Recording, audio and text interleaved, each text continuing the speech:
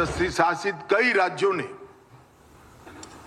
Common civil code, uniform civil code लागू किया है। हम 6 माह के अंदर ही बंगाल के अंदर यूसीसी को लागू कर कर सभी नागरिकों के लिए एक ही कानून बंगाल में हो वो सुनिश्चित करेंगे।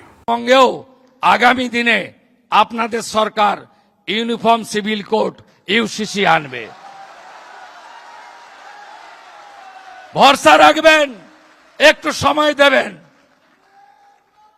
ল্যান্ড জিহাদ, লাভ জিহাদ আর বলপূর্বক ধর্ম পরিবর্তন করার বিরুদ্ধে কঠোর এবং কঠিন আইন এই সরকার আনবে।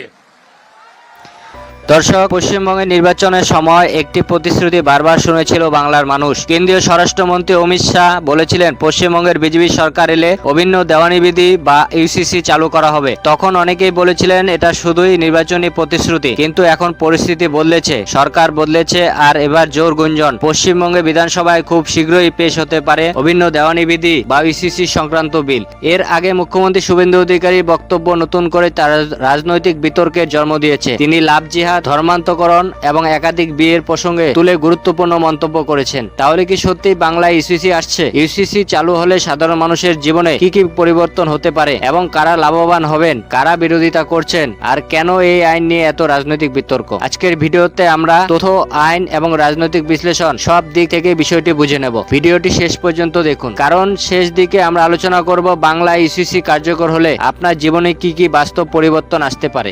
দর্শক, ইউসিসির পূর্ণরূপ হলো ইউনিফর্ম সিভিল কোড, বাংলায় অভিন্ন দেওয়ানি বিধি। ভারতের বর্তমানে বিবাহ বিচ্ছেদের, উত্তরাধিকারী, ভরণ পোষণ ইত্যাদি বিষয়ে বিভিন্ন ধর্মের জন্য বিভিন্ন ব্যক্তিগত আইন রয়েছে। ইউসিসি ধারণা হলো ধর্ম নির্বিশেষে এই বিষয়গুলিতে সবার জন্য একটি অভিন্ন দেওয়ানি বিধি আইন প্রযোজ্য হবে, অর্থাৎ হিন্দু, মুসলিম, খ্রিস্টান, শিখ, বৌদ্ধ, জৈন সকলের জন্য একই দেওয়ানি বিধি। এটি মূলত দেওয়ানি বিধির বিষয়ে প্রযোজ্য হবে, ফৌজদারি আইন বা অপরাধ সংক্রান্ত আইন এর আওতায় পড়বে না। কেন এখন আবার এই ইউসিসি নিয়ে আলোচনা হচ্ছে? কারণ বিধানসভা নির্বাচনের সময় বিজেপির এই বিষয়টিকে বড় নির্বাচনী প্রতিশ্রুতি হিসাবে তুলে ধরেছিল। এখন সরকার গঠনের পর সেই প্রতিশ্রুতি বাস্তবায়নের দিকে এগোচ্ছে বলে রাজনৈতিক মহলে আলোচনা শুরু হয়েছে। যদিও সরকার আনুষ্ঠানিকভাবে বিল পেশের আগে বিস্তারিত খসড়া প্রকাশ করেনি, তাই চূড়ান্ত বিধান কি হবে তা বিল প্রকাশের পরই স্পষ্ট হবে। মুখ্যমন্ত্রী এই নিয়ে কি ইঙ্গিত দিয়েছেন? আজকে রবীন্দ্র সদনে অনুষ্ঠানে মুখ্যমন্ত্রী লাভ জিহাদ, ধর্মান্তকরণ এবং একাধিক বিয়ের প্রসঙ্গ তুলে তিনি বলেন সমাজের আইন সবার জন্য সমান হওয়া উচিত। এই বক্তব্যকে অনেকে ইউসিসির পক্ষে রাজনৈতিক বার্তা হিসেবে দেখছেন।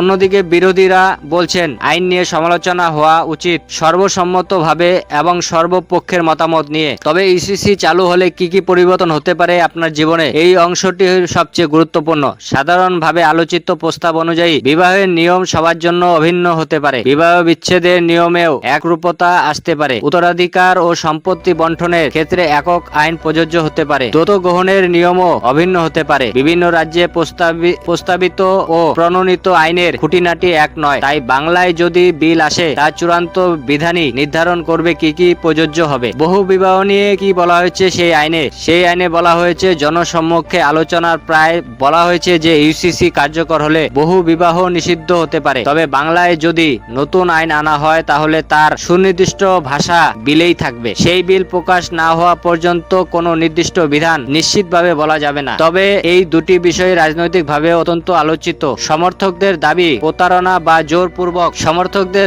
প্রতারণা ও জোরপূর্বক ধর্মান্তকরণ রোধের কঠোর আইন প্রয়োজন। অন্যদিকে সমালোচকদের মতো প্রাপ্তবয়স্ক মানুষই ব্যক্তিগত স্বাধীন ও সাংবিধানিক অধিকার সমানভাবে গুরুত্বপূর্ণ। এখানে রাজনৈতিক মহলে মতভেদ স্পষ্ট। ভারতের কিছু রাজ্যে এই ধরনের আইন বা অভিন্ন দেওয়ানি বিধি বিভিন্ন রূপ নিয়ে পদক্ষেপ হয়েছে। প্রতিটি রাজ্যের আইন এবং প্রয়োগের পদ্ধতি এক নয়, তাই পশ্চিমবঙ্গের সম্ভাব্য আইনকে তার নিজস্ব খসড়া অনুযায়ী মূল্যায়ন করতে হবে। দর্শক, এই ইস্যু শুধুমাত্র একটি আইন নয়, এটি আগামী দিনে রাজনীতির অন্যতম বড় বিতর্ক হতে পারে। সমর্থকরা বলবেন এক দেশ এক আইন, বিরোধীরা বলবেন বৈচিত্র্যের মধ্যে ঐক্য ভারতের শক্তি। এই দুই দৃষ্টিভঙ্গির মধ্যে আগামী দিনে বড় রাজনৈতিক আলোচনার সম্ভাবনা রয়েছে। যদিও কোনো নতুন আইন আসে তাহলে তা সরকারি খসড়া পড়ে বোঝা জরুরি। শুধু সামাজিক মাধ্যমে ছড়ানো তথ্যের উপর নির্ভর না করে আইনের প্রকৃত ধারাগুলো জানা উচিত। দর্শক, অভিন্ন দেওয়ানি বিধি নিয়ে আলোচনা নতুন নয়, কিন্তু পশ্চিমবঙ্গে এটি বাস্তবায়নের সম্ভাবনা তৈরি হওয়া বিষয়টি নতুন গুরুত্ব পেয়েছে। এখন সবার নজর থাকবে বিধানসভায় আদৌ